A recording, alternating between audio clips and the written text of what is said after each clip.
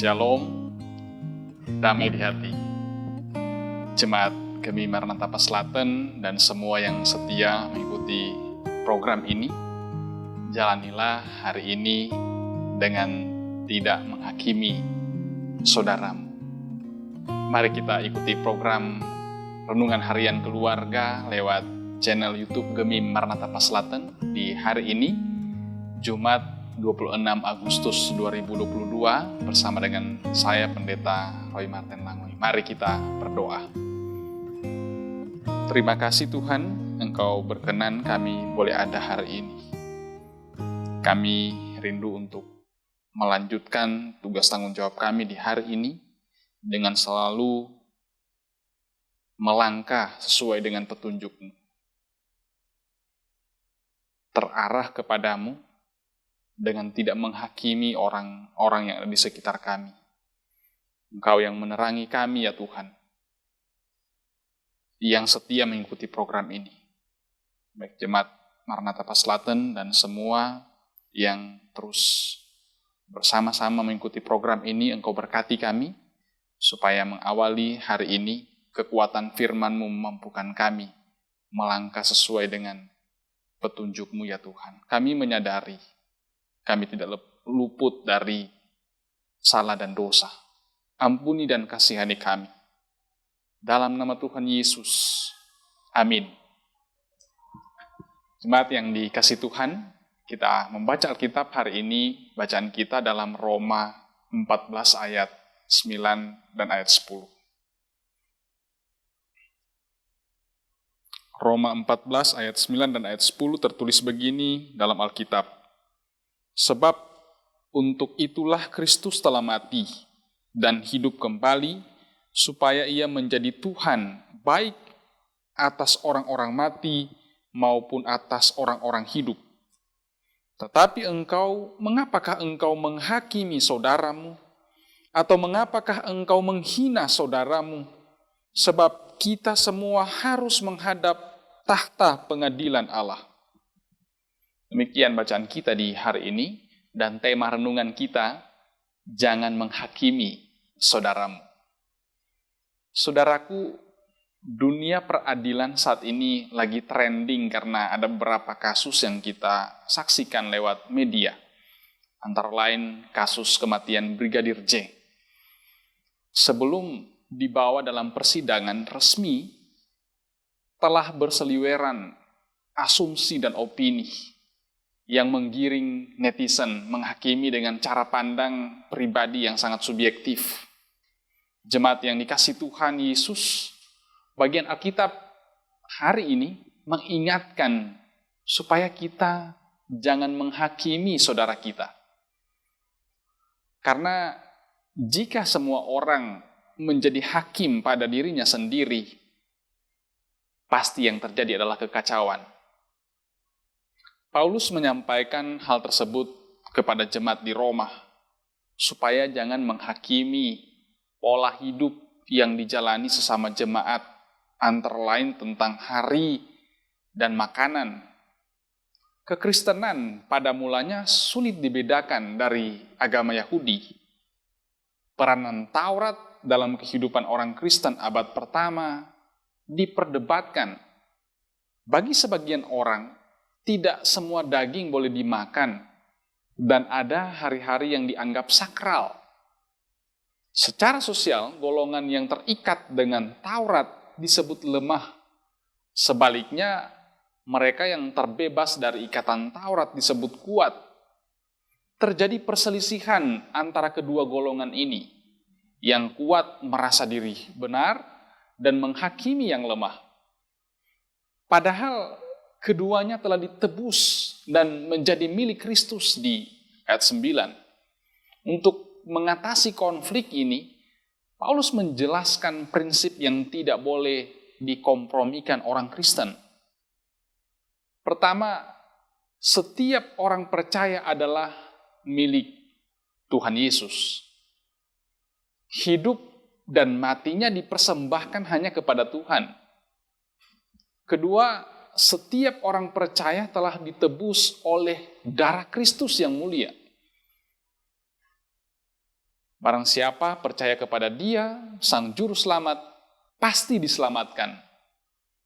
Ketiga, semua manusia akan dihakimi dan mempertanggungjawabkan hidupnya di hadapan Tuhan. Oleh karena itu, hanya Tuhan yang memiliki otoritas untuk menghakimi kehidupan manusia. Hidup orang Kristen harus selalu dipusatkan kepada Kristus sebagai Tuhan dan Juru Selamat, Hakim yang agung, bukan kepada pandangan atau penilaian manusia yang subjektif. Prinsip ini mengandung dua konsekuensi moral. Kita harus dapat saling menerima, meskipun terdapat perbedaan yang tidak prinsip. Tapi kita juga dilarang menghina, menganggap rendah, dan menghakimi orang yang berbeda dengan kita. Kristuslah hakim bagi semua manusia. Saudaraku, belajar dari bagian ini, jika kita ada dalam posisi menghakimi atau sedang melakukan penghakiman itu, mohonlah belas kasihan Tuhan untuk melepaskan semua belenggu penghakiman itu. Jangan menghakimi saudara kita. Dalam Ibrani 10 ayat 30 tertulis, sebab kita mengenal Dia yang berkata, pembalasan adalah hakku. Akulah yang akan menuntut pembalasan. Dan lagi, Tuhan akan menghakimi umatnya. Bagian ini tidak berarti bahwa orang percaya anti ruang pengadilan resmi. Calvin pernah mengungkapkan bahwa kasih adalah juga bentuk disiplin kepada orang-orang yang tidak mempraktekkan kasih. Orang percaya mendukung kerja hukum dalam lembaga peradilan resmi yang sesuai dengan hukum serta perundang-undangan yang berlaku di negara kita. Dan karena itu gereja harus berpihak atau membela orang-orang kecil yang tidak diperlakukan dengan adil atau bahkan yang dijadikan tumbal. Gereja, baik pribadi maupun institusi, harus selalu yakin bahwa Tuhan adalah hakim yang adil. Dia pasti menyatakan keadilannya yang unik itu dalam kehidupan kita yang selalu taat dan setia kepadanya. Tuhan Yesus memberkati. Amin. Mari kita berdoa. Kami sungguh bersyukur kepadamu Tuhan, Engkau mengingatkan kami bahwa kami harus hidup saling menopang satu dengan yang lain, menjauhkan sikap saling menghakimi di antara kami, karena kami semua sama di mata-Mu ya Tuhan. Engkau yang adalah hakim kami. Karena itu ketika Engkau dapati kami Tuhan ada dalam posisi menghakimi, kami mau bermohon belas kasihan-Mu untuk melepaskan semua belenggu itu. Kami ingin hidup dalam kasih-Mu ya Tuhan, menyatakan kasih-Mu kepada orang-orang yang kami jumpai. Penghakiman bukanlah bagian kami, tapi itu bagian-Mu ya Tuhan. Tapi juga ini tidak akan mengurangi semangat kami untuk memperjuangkan orang-orang yang diperlakukan tidak adil. Apalagi dalam situasi di ruang pengadilan yang resmi. Orang-orang kecil yang menjadi korban ketidakadilan. Tuhan mampukan kami sebagai gereja, baik pribadi maupun institusi, untuk dapat membela orang-orang yang lemah. Terima kasih Tuhan. Berkati Jemaat Gemim Maranatha Paslatan kolom 1 sampai kolom 27, dari anak-anak sampai orang tua yang lanjut usia. Engkau yang terus memberkati persekutuan kami semakin kuat. Tidak saling menghakimi satu dengan yang lain, tapi saling menopang, saling membantu, apalagi di masa-masa sulit ini Tuhan. Ada perbedaan-perbedaan pola, gaya hidup.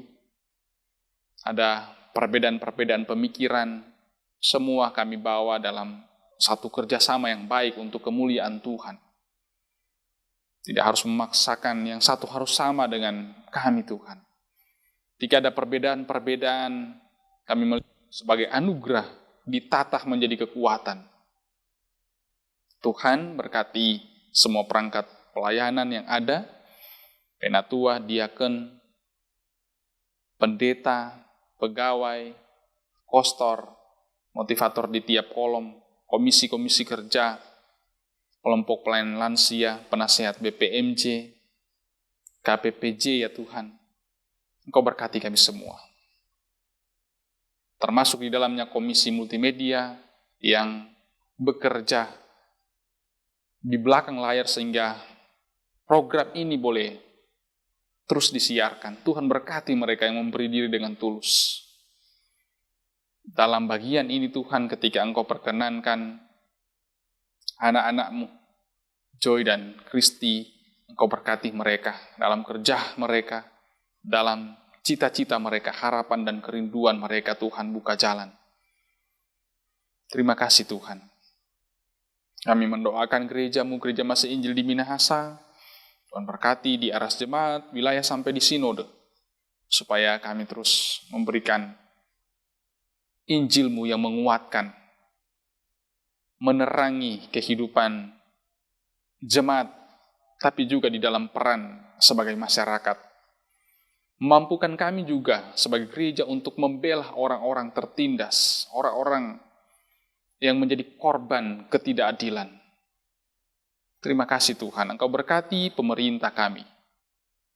Banyak tantangan yang dihadapi saat ini, baik situasi dalam negeri, tapi juga berhubungan dengan relasi internasional Tuhan. Situasi global yang tidak menentu. Tuhan, mampukan pemerintah kami, mulai dari pusat sampai ke desa, kelurahan. Tuhan berkati mereka.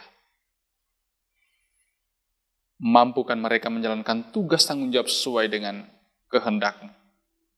Pemerintah kami di Kota Tomohon, kami mendoakan Bapak Karol Senduk, Bapak Weni Lumentut, Bapak Edwin Roring.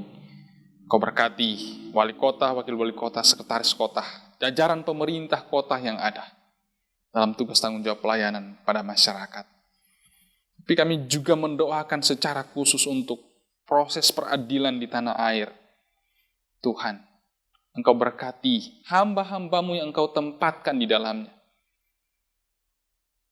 Pemangku kebijakan, supaya berlaku adil sesuai dengan aturan, perundang-undangan yang ada. Memposisikan diri sebagai hamba-Mu ya Tuhan. Membela kaum tertindas. Membela orang-orang yang lemah. Tuhan tolong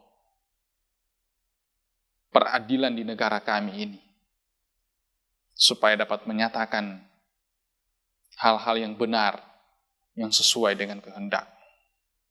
Terima kasih Tuhan, kami sebagai gereja, mampukan kami untuk tidak saling menghakimi satu dengan yang lain, hidup